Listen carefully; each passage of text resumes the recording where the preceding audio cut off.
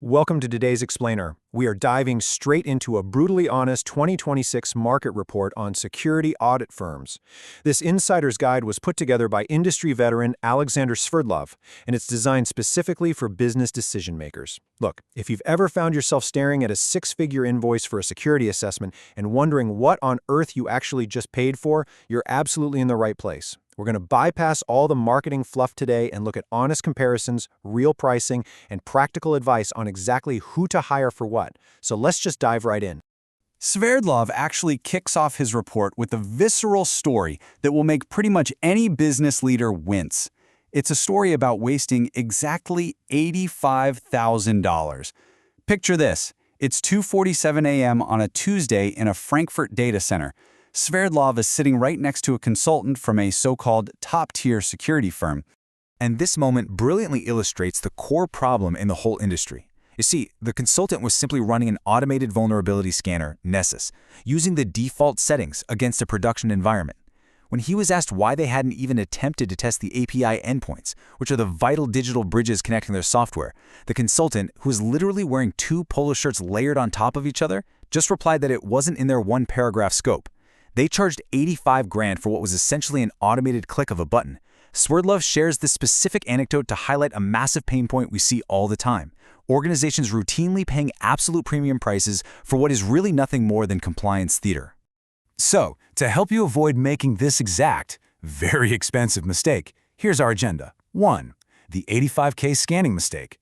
2. Rating the major players.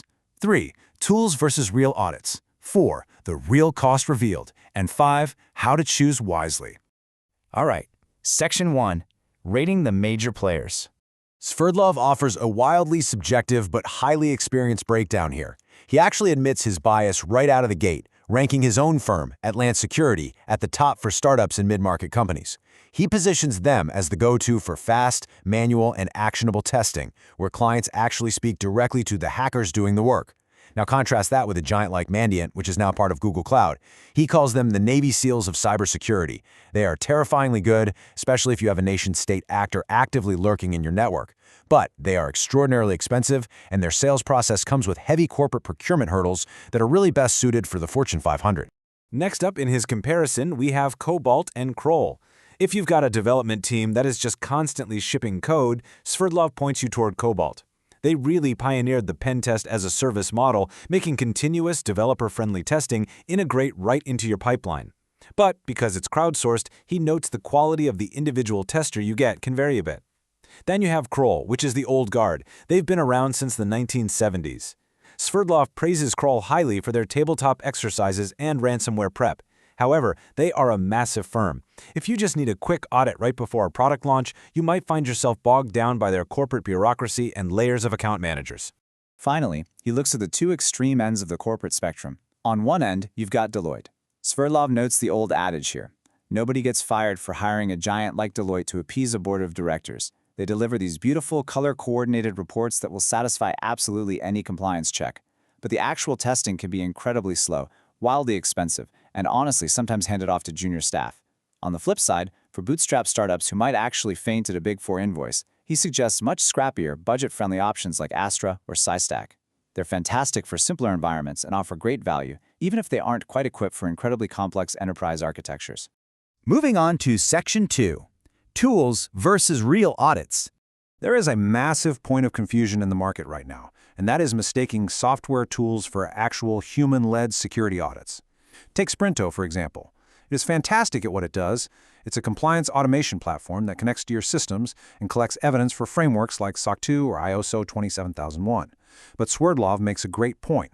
Calling an evidence collection platform a security audit firm is kind of like calling Microsoft Excel a financial advisor, right? Excel is an amazing tool, but it doesn't give you an investment strategy. Sprinto is an amazing tool, but it doesn't actually try to hack your login forms. He uses another brilliant analogy for Security Scorecard. So, Security Scorecard gives you a letter grade based entirely on external signals, things like exposed ports or email security headers. Relying on this is basically like reading a Yelp review for a restaurant. It gives you a good external perspective, which is great for assessing third-party vendor risk. But a real manual pen test, that is the actual restaurant health inspector going physically inside the kitchen, opening the fridge, and looking under the stove. Both have value, but they are completely different jobs. He also impartially calls out a few other misunderstood categories. Companies like Flashpoint are absolutely incredible at threat intelligence and dark web monitoring.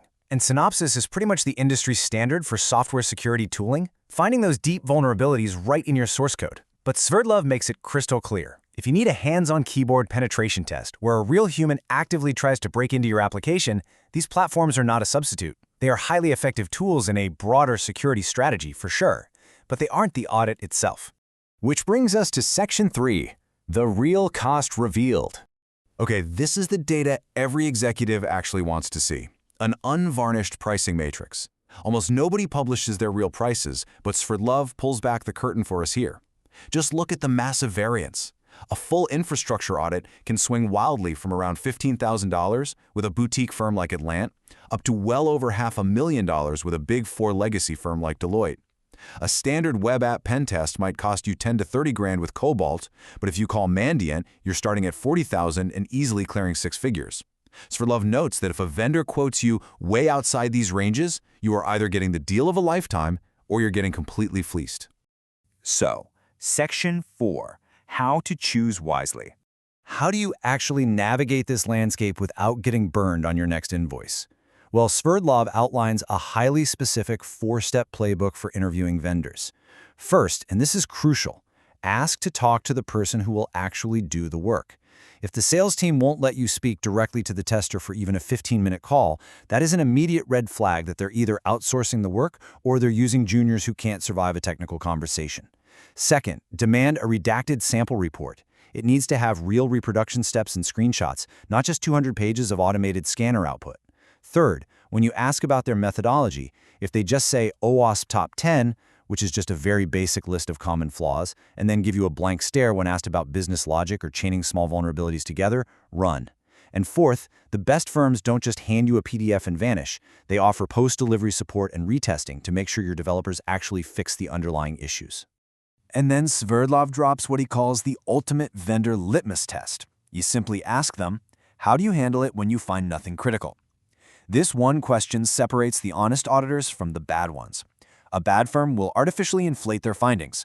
They'll mark informational items as high severity just to pad the report and justify their massive fee. A good firm, on the other hand, will honestly tell you that your posture is strong and then offer sensible hardening recommendations without all the fear-mongering. Honesty is vastly more valuable than a thick report.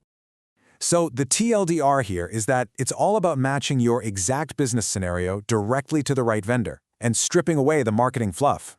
If someone is actively in your network right now, sell a kidney and hire Mandiant. If you need continuous pipeline testing, go with Cobalt. If you're going through a major M&A and the board demands a massive brand name on the report, hire Deloitte. If you need SOC 2 evidence automation, use Sprinto, but make sure you pair them with a real hacker. If you're highly budget constrained, look at Astra or SciStack. And if you're a startup or mid-market firm needing real actionable manual testing, Sverdlov naturally recommends his own firm, Atlant. We're going to wrap up this explainer with Sverdlov's ultimate warning, and honestly, it should give every decision-maker pause. The biggest risk in this industry isn't actually hiring the wrong firm. The biggest risk is paying tens of thousands of dollars for a premium audit, receiving a masterful report detailing critical vulnerabilities, and then just filing that PDF in a SharePoint folder to gather digital dust just to appease compliance. A security audit is supposed to be a conversation with someone who just tried to break your systems. If you aren't going to actually act on the findings, Sverdlov says you might as well save your money and just buy your engineering team noise-canceling headphones instead. So, I'll leave you with this. What will your organization actually do with its next audit report?